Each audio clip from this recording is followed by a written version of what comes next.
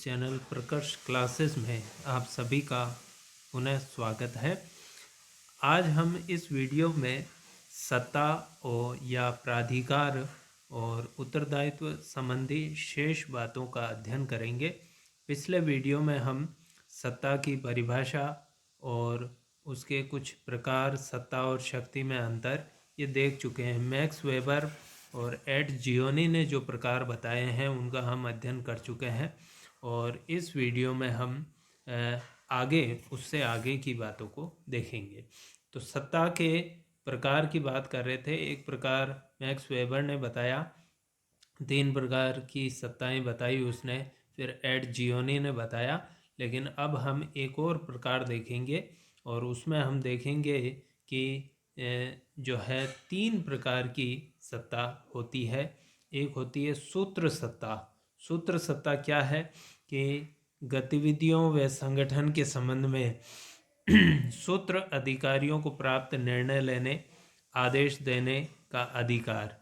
यह अधिकारी अधीनस्थ संबंधों का इससे निर्माण होता है सूत्र सत्ता से, और इसका जो प्रवाह है वो ऊपर से नीचे चलता है। यानी यदि आप देखेंगे कि अपने पद सोपान में कि ऊपर अधिकारी कार्यरत है वो सूत्र अधिकारी है और उसके नीचे जो अधिकारी कार्यरत है वो अधीनस्थ है। तो इन जो प्रत्येक अधिकारी की अपने अधीनस्थों पे जो सत्ता है, किस से संबंधित सत्ता है कि वास्तव में जो काम होना है, जो काम किया जाना है उसको करवाने से संबंधित। तो अभी हम एक और स्टाफ सत्ता को समझेंगे तो दोनों में अंतर समझ में आ जाएगा। कई बार इस पे अलग से प्रश्न पूछा जाता है कि सूत्र सत्ता और स्टाफ सत्ता या सूत्र संगठन और स्टाफ संगठन में क्या अंतर है। तो स्टाफ सत्ता देखिए आप, तो आप अपने आप समझ जाएंगे कि सूत्र सत्ता क्या है। स्टाफ सत्ता है परामर्श देने से संबंधित स्टाफ अधिकारियों की सत्ता, किसी भी दिशा में इसका प्रभाव हो सकता है। यानी 2 प्रकार की सत्ताएं हैं। बिल्कुल एक शब्द में यदि हम समझना चाहें तो एक तो है गतिविधियों को करवाने से संबंधित, यानी कार्य करवाने से संबंधित, कार्य करवाना, कार्य का वास्तव में निष्पादन करना, वो सत्ता है आपकी सूत्र सत्ता। एक है उस कार्य को कैसे किया जाए इससे संबंधित परामर्श देने की जो सत्ता है वो स्टाफ सत्ता है। तो ये अंतर है।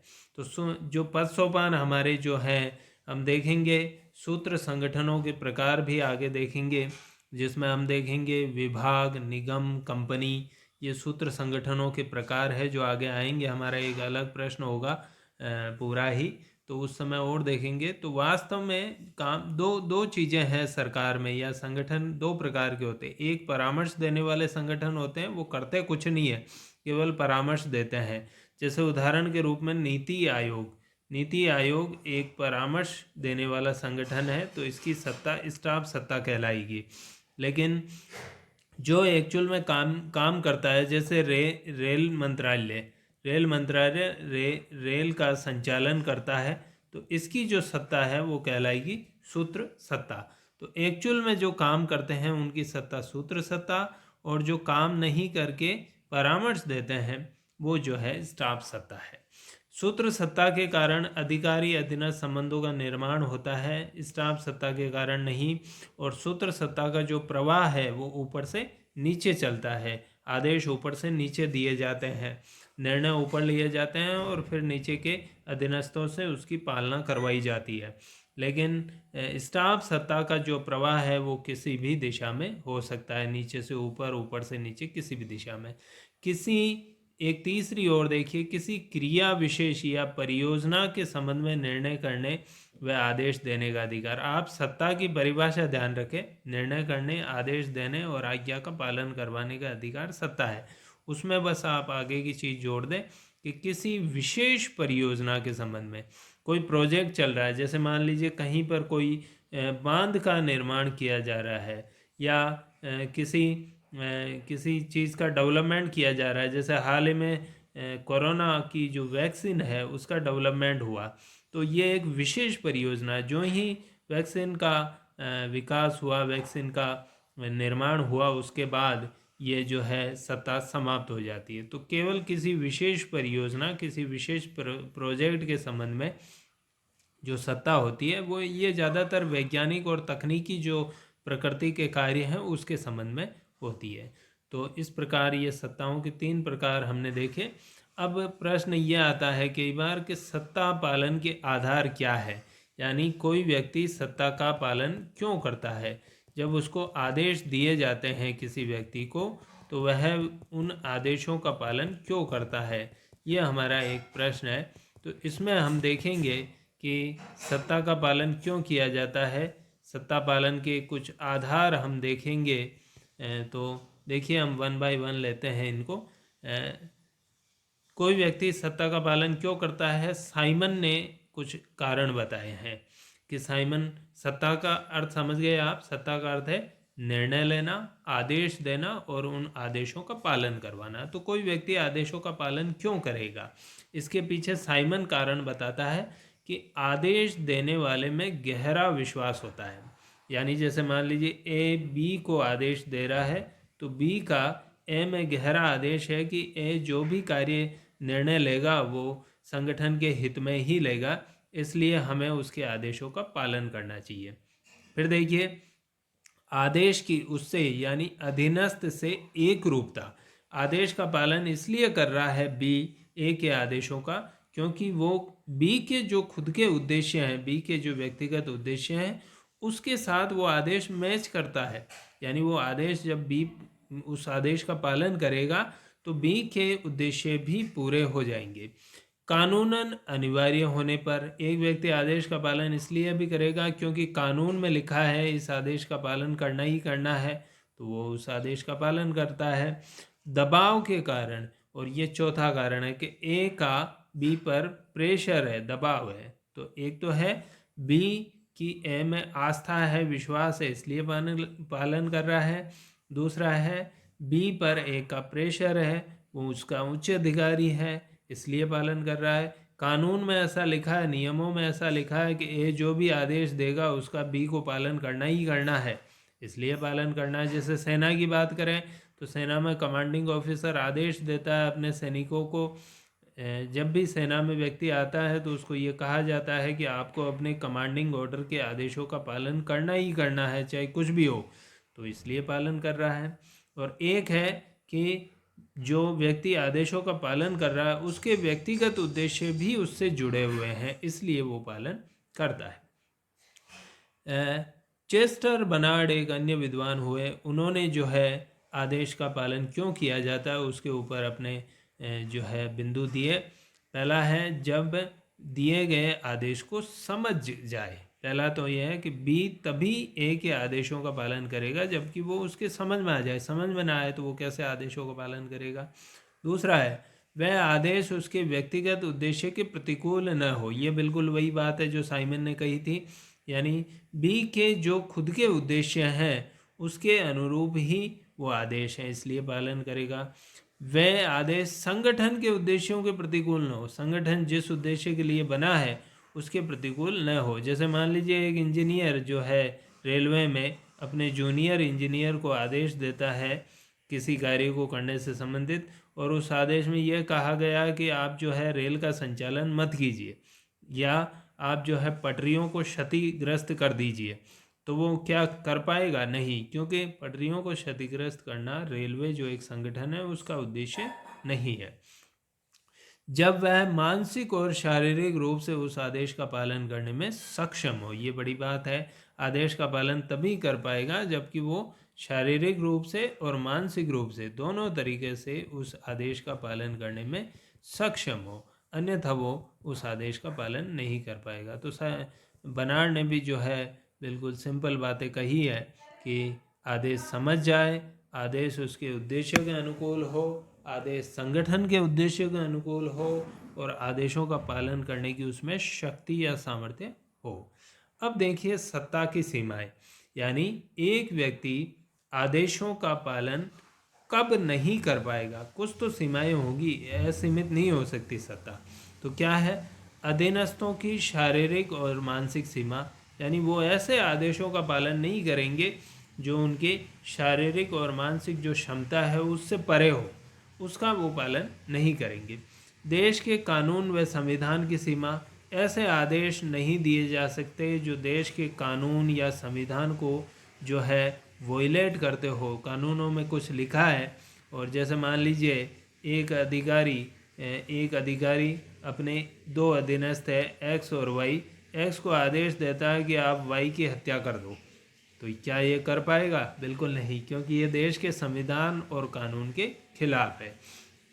अधीनस्थों की दक्षता या व्यक्ति की तकनीकी सीमा, ये फिर वही बात है कि अधीनस्थ कितना दक्ष है, टेक्निकल बातों की कितनी जानकारी है, उतना ही आदेश का वो पालन कर पाएगा। कोई ऐसा तकनीकी आदेश उसे दिया जाता है जो उसे आता ही नहीं है, तो क्या, जैसे मान लीजिए एक हॉस्पिटल है, हॉस्पिटल में एक पियोन है या एक स्वीपर है जो इंजेक्शन लगाना नहीं जानता है, और या किसी पेशेंट के जो है टाँके लगाना नहीं जानता है, डॉक्टर उसको आदेश दे देता है कि आप इस पेशेंट के इंजेक्शन लगाइए, क्या वो लगा पाएगा? नहीं।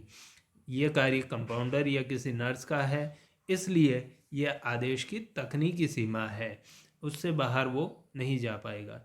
अधीनस्थों की संभावित मनोवैज्ञानिक प्रतिक्रियाएं, ये भी बड़ी बात है। आदेश को लेकर अधीनस्थ अपने मन में क्या विचार करते हैं, उसके अनुसार भी वो आदेशों का पालन करेंगे या नहीं करेंगे।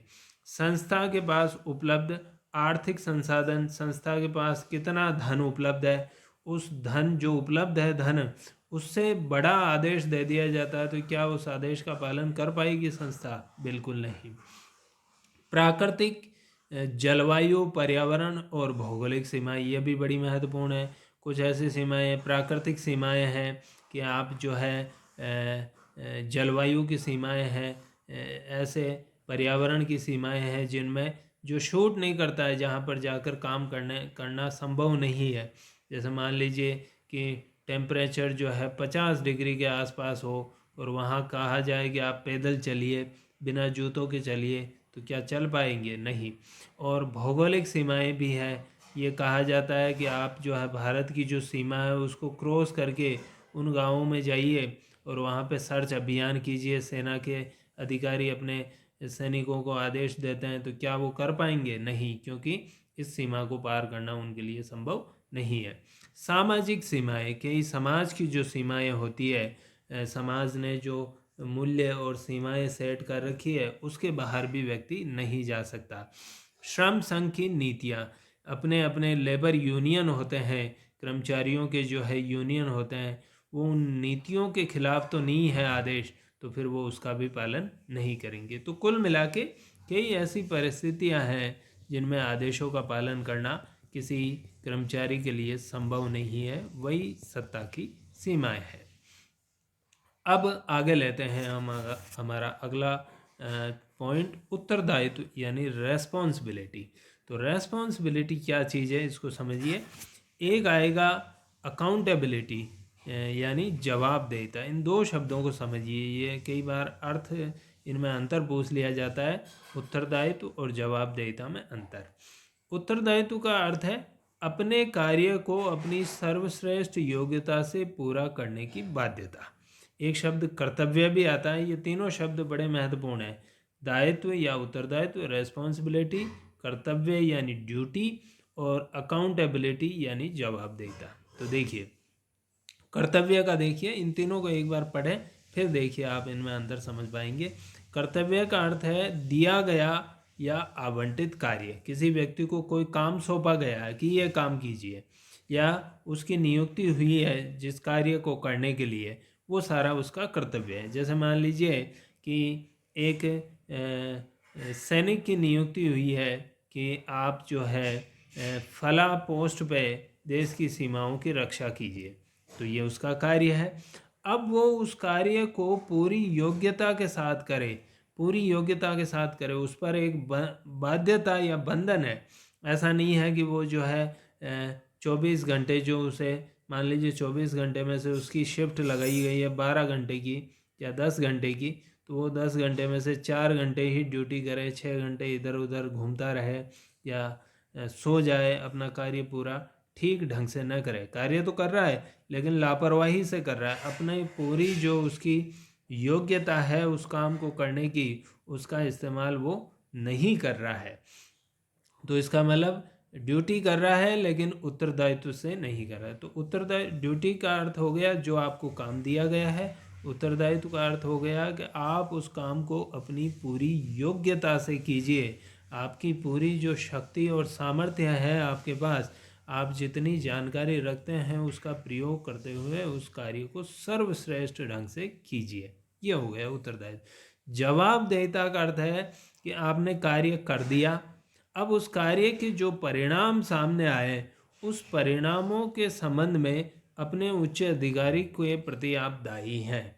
यानी आपने जो कार्य किया ठीक ढंग से किया, उसके बाद भी परिणाम अच्छे नहीं आए, या जो है आपने ढंग से कार्य किया ही नहीं तो परिणाम बुरे आए, तो जो परिणाम रिजल्ट जो आए उस कार्य निष्पादन को लेकर, उसके प्रति आप अपने उत्तरदायी, अपना जो आपका हायर अधिकारी है उसके प्रति आप जवाब देंगे। उसका जवाब आपको देना पड़ेगा कि ऐसा क्यों हुआ। यह हो गई जवाबदेहिता।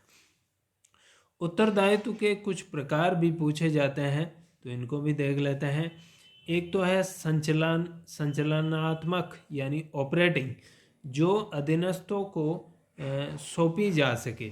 यानी उत्तरदायित्व का पहला प्रकार है कि एक ऐसा कि अधीनस्थों को जिसको डेलीगेट किया जा सके, वो जवाबदेहिता या उत्तरदायित्व, उसको कहते हैं ऑपरेटिंग।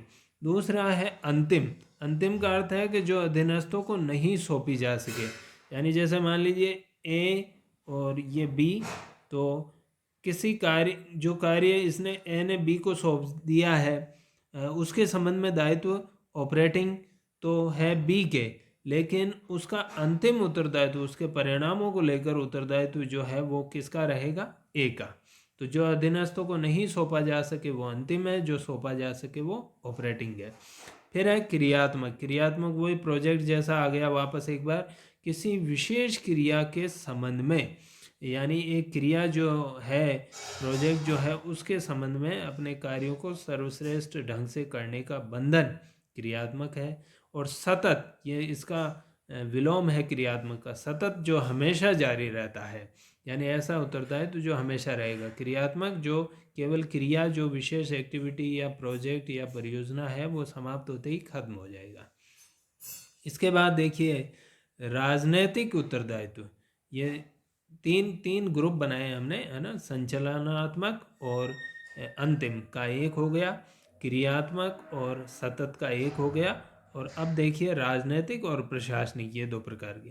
राजनैतिक का अर्थ है कार्यपालिका की विधायिका के प्रति, यानी जो सरकार है, मंत्री परिषद है, वो कार्यपालिका है हमारी, और मंत्री परिषद संसद के प्रति जो उत्तरदायित्व है वो कहलाता है क्या? राजनैतिक। और दूसरा है प्रशासनिक। प्रशासनिक मतलब जो लोक सेवक है, सिविल सर्वेंट है, चाहे आईएएस हो, पीसीएस हो या अन्य कोई कर्मचारी अधिकारी हो, वो जन कल्याण, जनता के प्रति उनका उत्तरदायित्व है कि वो जन कल्याण के कार्य करें। ये हो गया आपका जो है प्रशासनिक उत्तरदायित्व। तो राजनीतिक कार्यपालिका जो हमारी है सरकार, उसका विधायिका यानी संसद या विधानसभा के प्रति जो उत्तरदायित्व है वो राजनीतिक है। और प्रशासकों, लोक सेवकों का जो उत्तरदायित्व जनता के प्रति है वो जो है आपका प्रशासनिक उत्तरदायित्व है। अब एक छोटा सा सिद्धांत बनता है सत्ता और उत्तरदायित्व में समरूपता का सिद्धांत। यह हेनरी फेयोल जो हमारे वो शास्त्रीय विचारक थे, उन्होंने प्रतिपादन किया इसका। दोनों समान हो, ये कहना चाहता है कि सत्ता और उत्तरदायित्व यानी जो कार्य सौंपा गया है उसको करने की जो जिम्मेदारी है वो समान होनी चाहिए। यानी ये कहना चाहता है कि कभी भी सत्ता यानी प्राधिकार उत्तरदायित्व से ज़्यादा नहीं होने चाहिए और कम भी नहीं होने चाहिए। यदि सत्ता मान लीजिए कम है, ये लेस देन का चिन्ह बनाया मैंने, सत्ता कम है किससे? उत्तरदायित्व से। उत्तरदायित्व तो बहुत से सौंप दिया है, सत्ता दी नहीं है, तो फिर उत्तरदायित्व का पालन करने में व्यक्ति को कठिनाई आएगी, वो काम कर ही नहीं पाएगा क्योंकि उसके पास सत्ता नहीं है, निर्णय लेने, आदेश देने का पावर नहीं है, तो नहीं कर पाएगा। इसके विपरीत यदि सत्ता ज़्यादा है और उत्तरदायित्व कुछ भी नहीं है या बहुत कम है, तो फिर व्यक्ति क्या करेगा? सत्ता का दुरुपयोग करेगा, मिसयूज़ करेगा। इसलिए सत्ता और उत्तरदायित्व सहगामी है, साथ साथ चलते हैं और साथ ही साथ ये हर एक स्तर पर समान होने चाहिए।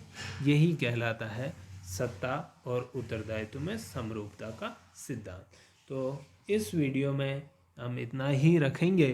मैं अपेक्षा करता हूँ कि ये वीडियो आपको अच्छा लगा होगा, पसंद आया होगा। कृपया इसे लाइक ज़रूर कीजिए, चैनल को सब्सक्राइब कीजिए और अधिकाधिक विद्यार्थियों तक इस चैनल को शेयर कीजिए, वीडियो को शेयर कीजिए। धन्यवाद।